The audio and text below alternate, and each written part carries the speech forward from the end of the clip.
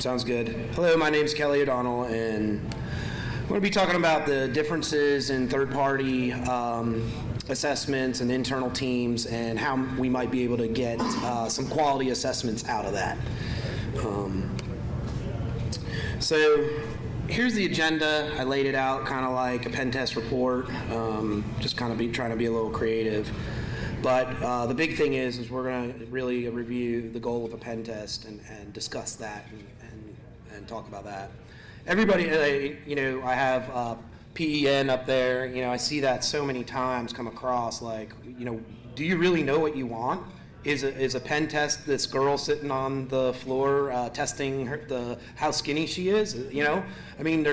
Everybody has a different definition for a pen test, so we're gonna talk about that a little bit in this talk. So again, the reason and how this talk came about was I was driving home from DerbyCon and reflecting on the whole puppy mill pen test comments out of the opening ceremonies, the panel talk, and it was like, well, we're not doing anything about it. We just keep talking about these poor pen tests that are occurring, and we don't do anything about it. So again, we're going to discuss the differences of third-party and internal testing teams, and what we might be able to do to achieve quality pen tests. So who I am, I'm a father, CISSP, CISM, SANS certs, blah, blah, blah on the certs. I'm a president of the Charlotte Metro ISSA. Yeah. All right. One member, where's the other guys? Come on. Oh, 2 members, yes. All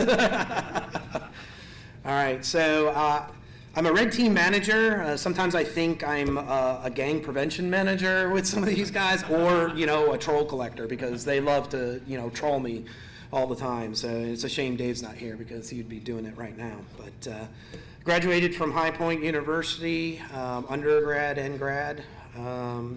When I started my career, it was at R.J. Reynolds, and I started at the physical layer, polishing fiber optics. Then I that led into doing a little bit of network admin, actually plugging that fiber optics into network gear, and then going from the network gear and then starting to configure the network gear.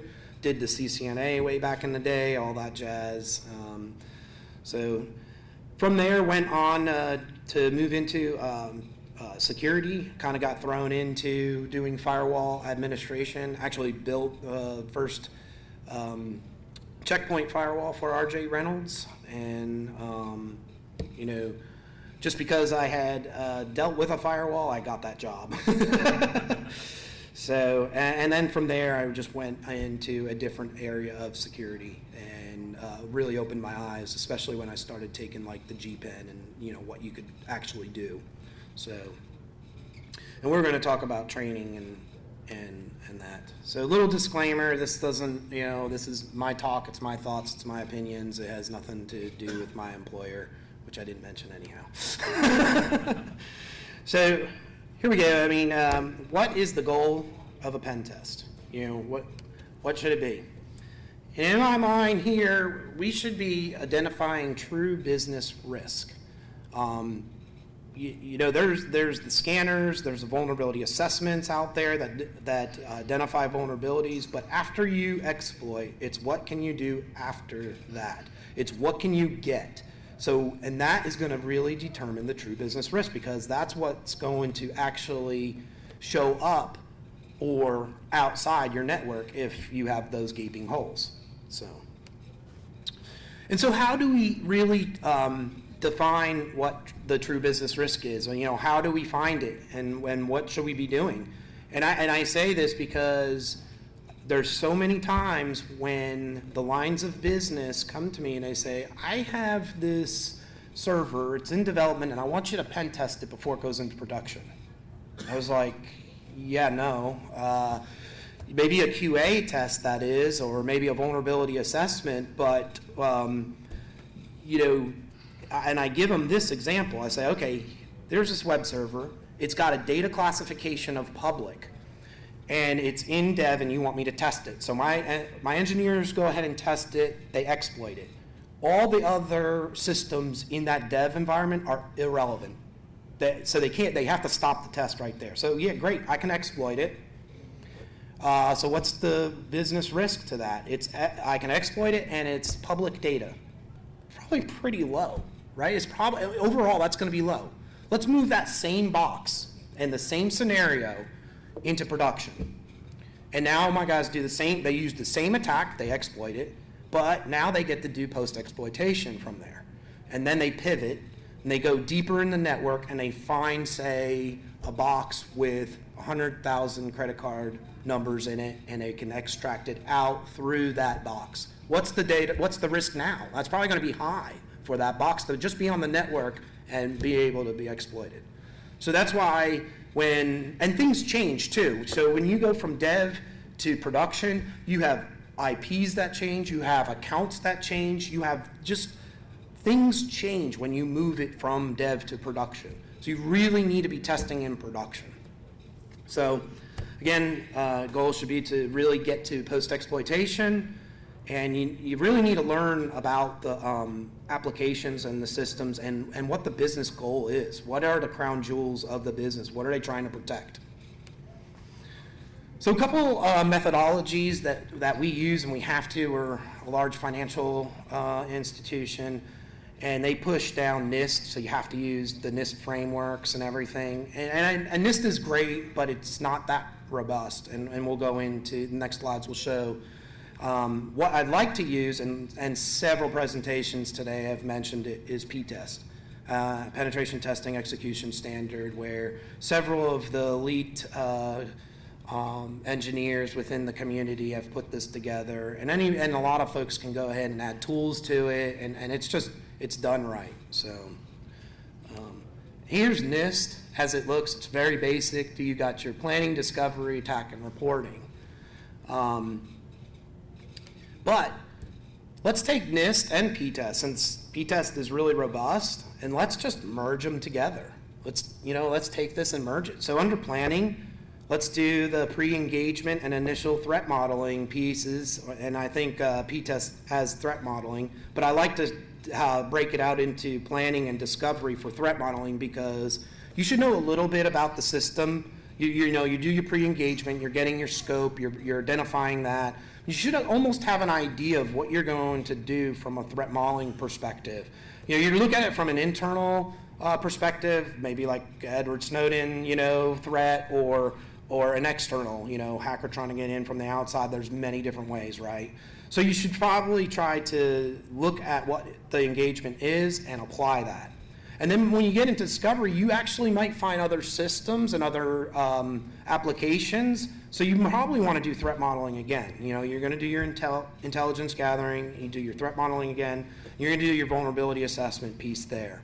That's going to lead on into your attack phase, and your attack is exploitation and post-exploitation. And if you look, you got your attack and the arrows going back. It should just almost be like a revolving door until you've really completed a thorough test, between attack and discovery. Just keep going around until you have exhausted that.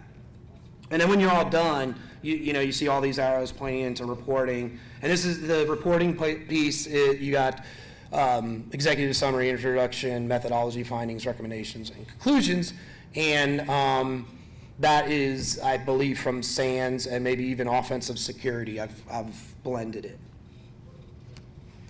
So again, we should be doing in the attack phases the exploitation, and the key here to this talk really is the post-exploitation piece, and where we can start delivering true business risk or real business risk.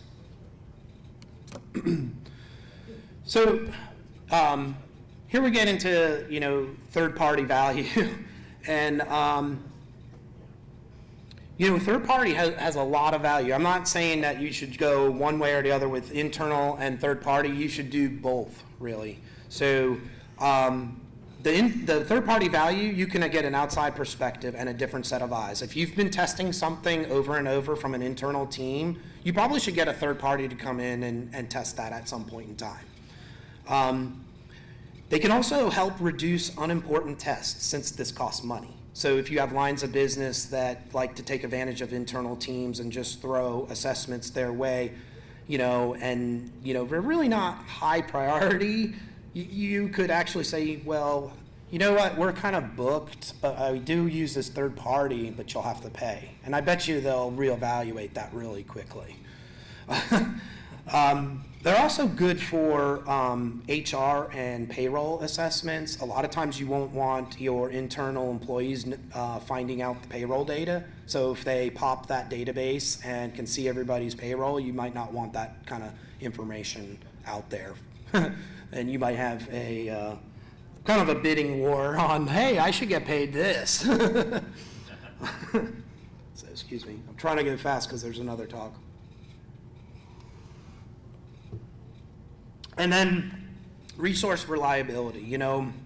If the third party has someone that leaves the company, they're going to get someone on that assessment that can pick up right away, and so they're really reliable. When you're dealing with a large FI, there's a lot of policies in place that if someone's ready to leave and they're going to go outside the company, it's a standard policy to let them go right away. So it kind of puts you behind. So anything that has been queued up on their computer, you have to get access to, you have to find out who's emailing them. I mean, there's a lot of different things to think about there when you let someone go or if they leave. So here's some of the internal value. You can spend a lot more time on assessments as an internal team, and we typically give like our engineers 3 weeks to do. That's typical, 3 weeks to do an assessment, 1 for report writing, and in the beginning of that, you probably got about almost like a week for scoping out everything. So you're really looking at like 5 weeks doing all of this. They can perform better regular testing. They're just there on site. I mean, it's just easy for them to pick up and do it, or they're just constantly testing things, right? If they've got downtime, they might be using burp. We found things just out there on our network that we can go ahead and fix right away. We didn't need a true engagement for it because we do no-notice testing too, so. And then keeping sensitive data. So on the flip side, right, so I talked about the third-party value with the payroll systems.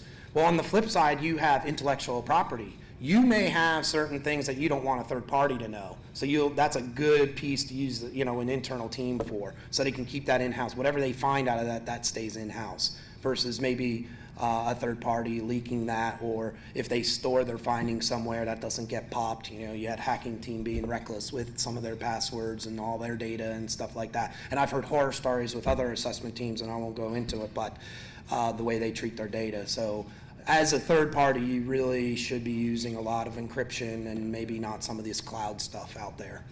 But that's another topic.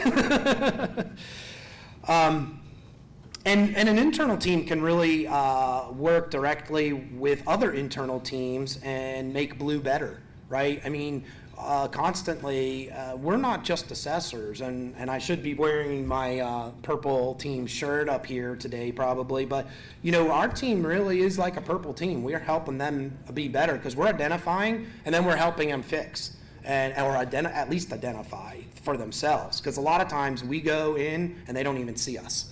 So, and then we see, okay, well, where can we make tweaks to some of the detection systems so it can get identified. And that's the continuous incident response. We can also quickly validate new threats. We've done proof of concepts, spun up. We had where Blue Coat came out with a CVSS score of a 5, and the internal team evaluated that and said, yeah, I think this is more like an 8 or 9, maybe even a 10. And they stood up a proof of concept right away, and if they could send a link in and do a 407 redirect out, and your credentials were actually going out because the Blue Coat thought to pass along your credentials to the proxy server out on the outside. So, quickly we were able to stand that team up and work on that right away. So,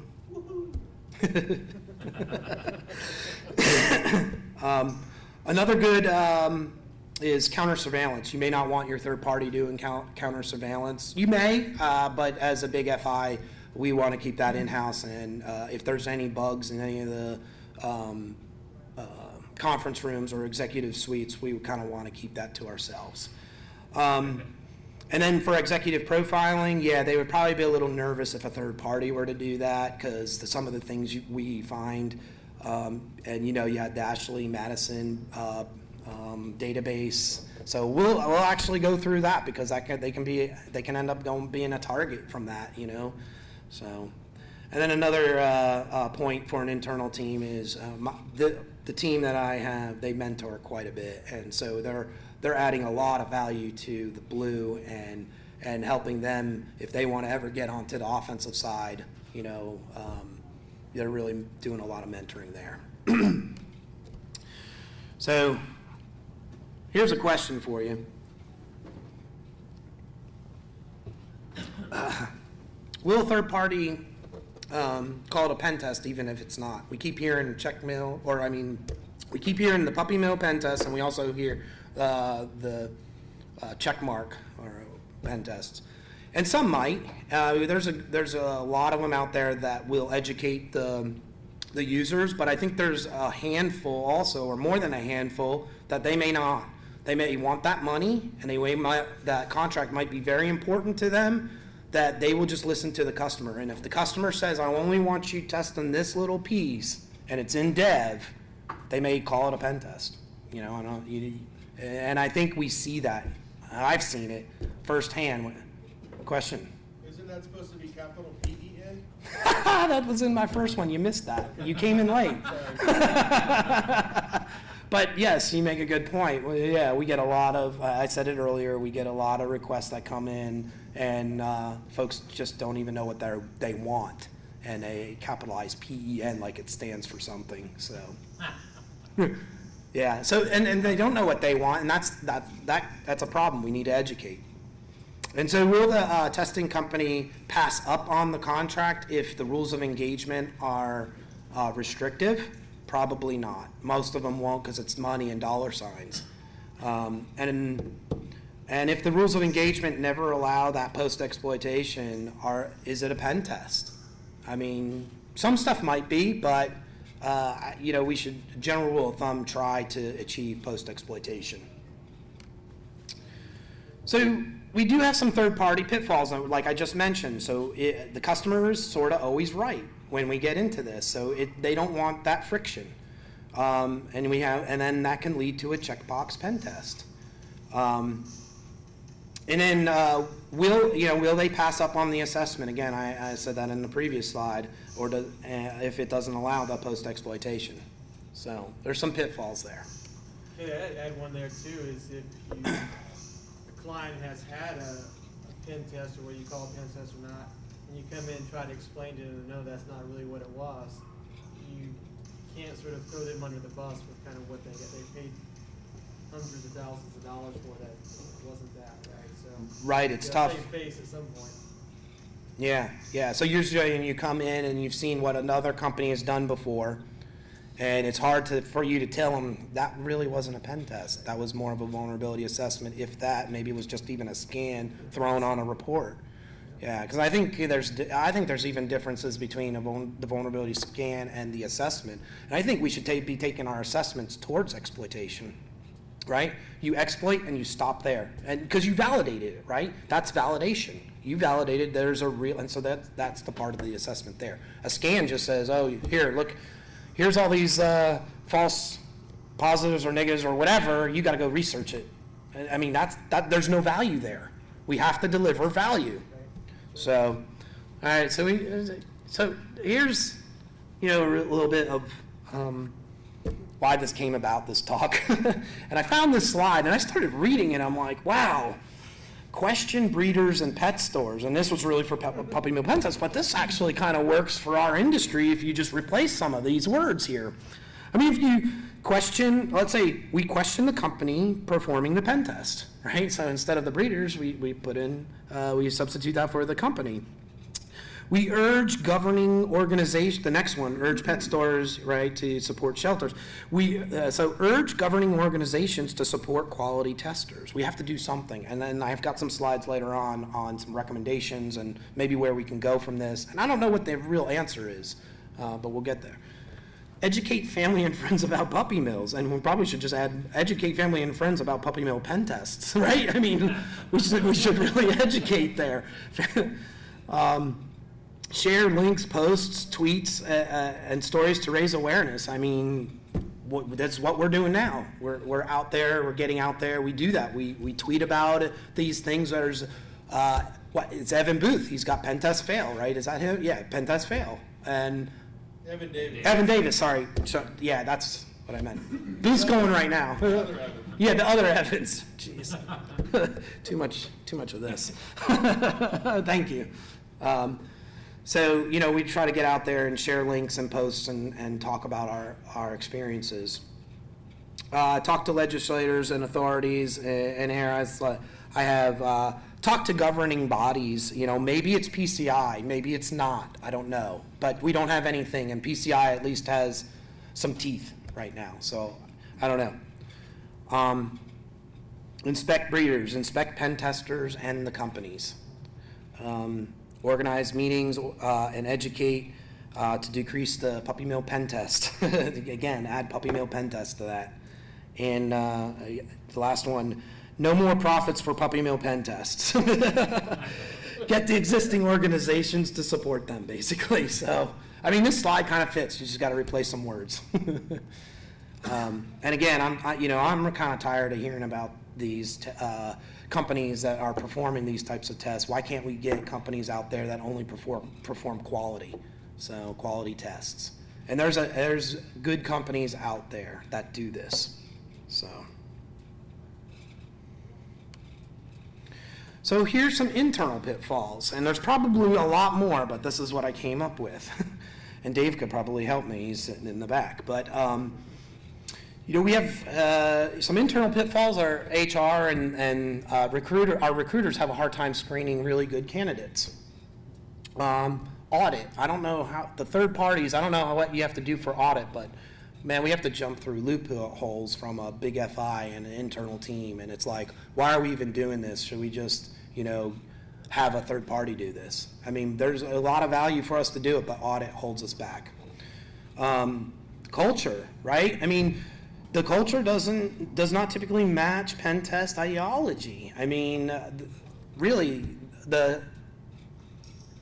for an internal FI team, it just doesn't. I mean, I can go on, but and I got to get through. How's my time?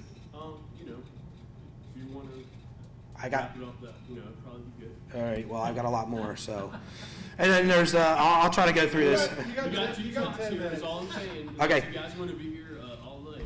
So. All right. And then we have that potential turnover because of that the bullet ahead of it. Yeah.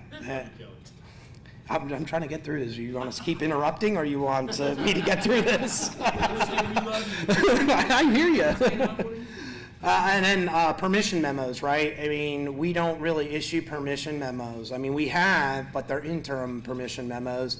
We really want to push towards a policy. And we'll start talking about how training is not really focused for internal teams, the training that we have out there. Like SANS, you start looking, and SANS leans towards third parties. Everything, all the tools they have are more third parties. And the permission memo, they don't talk anything about a policy saying, hey, this team can go ahead and do what they need to do and have that get out of jail free card. And that's a lot of work because you got to work through your legal as well when you get this in place, and they want that language correct. So, training, just because, because without it, you kind of look like that. So, so some recommendations, might be that we need to start licensing our pen testers or having a governing body that can ensure the quality pen tests. And then also we all need to change a little bit of the training mindset on the focus for internal pen tester, so we can have internal pen tester representation. You mean just because I have Security Plus doesn't mean I'm a fucking Exactly. There's not boot camps out there. I'm all ninja, baby. Right. And also what I'm saying is that there's okay training and there's good training and SANS is good. It's not great, right? There's other things out there like offensive security and stuff like that. But what I'm saying is SANS and all the others too, they're all doing. I don't see anybody focusing on internal teams. It's all that is focused on third parties and the way the course is structured. And there's no boot camps out there to teach the test. Exactly, right? I mean, you got Security Plus, you're a ninja. Right, exactly.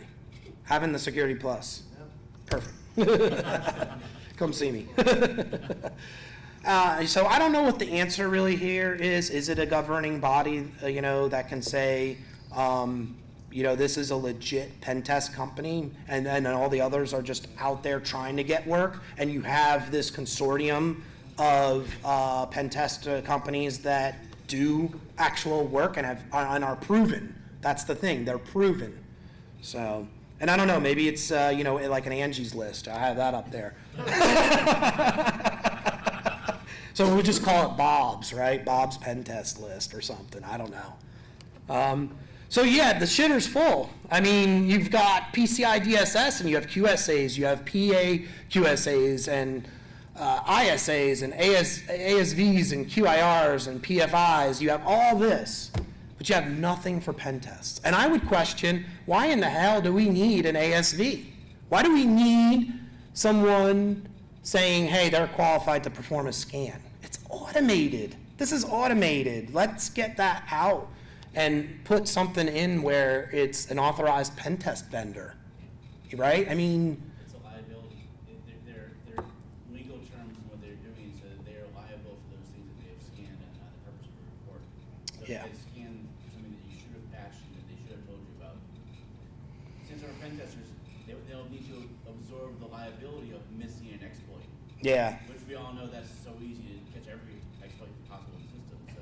So do you want to put your liability now by having that authorized and approved person into that system? Yeah, well, and that's time-based though too, right? So they should come up with it. They should say, But every one of those is a legal yeah, liability. They have to at least hold like $10 million policies. yeah. They're required to own the thing. But those aren't going to show everything. I mean, you're going to see the vulnerabilities, but you're not going to know what's valid and what's not. A lot of times.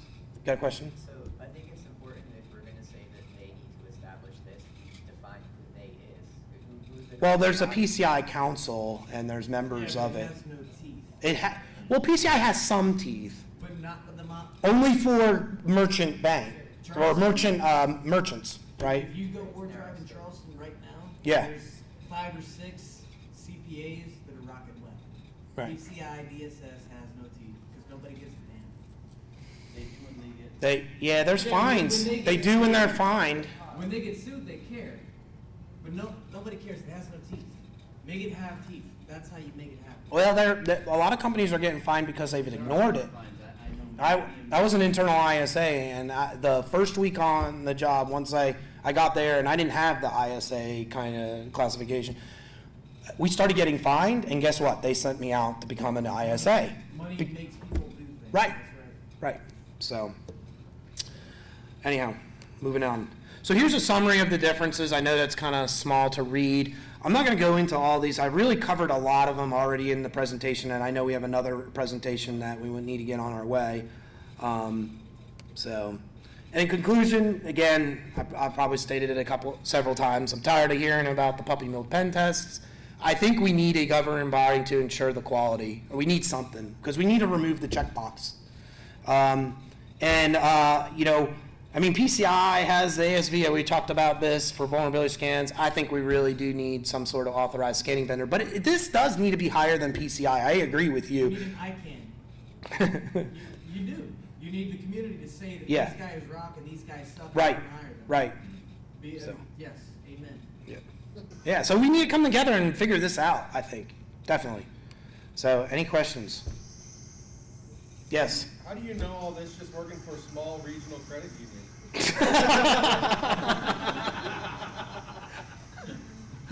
Trolls. You missed the slide with the trolls. Oh, I've been busy working.